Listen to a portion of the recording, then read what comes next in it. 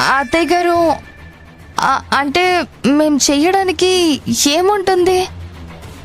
ఏం చేస్తున్నారో ఏం చేయట్లేదో అంతా గమనిస్తున్నాను.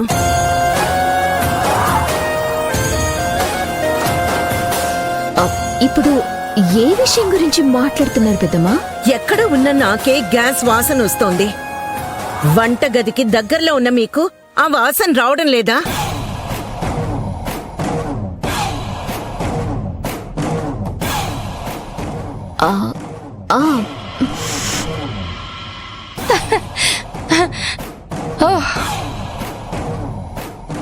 అమ్మయ్యా, మీరు ఇప్పటి వరకు మాట్లాడింది గ్యాస్ గురించా? అవతల గ్యాస్ లీక్ అవుతోంది అంటే ఇంత సంతోషపడతావేంటి?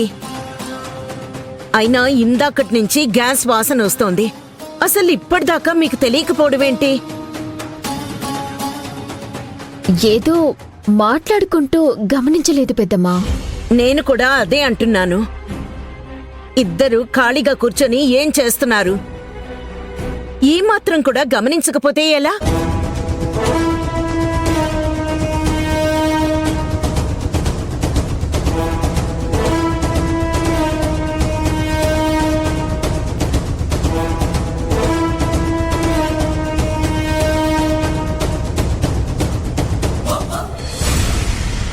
చూసారా, స్టవ్ ఆఫ్ చేసలేదు.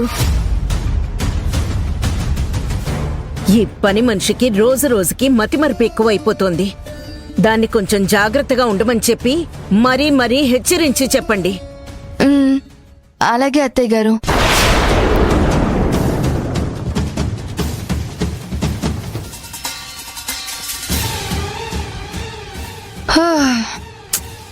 నిన్ననే అనుకున్నాం కదా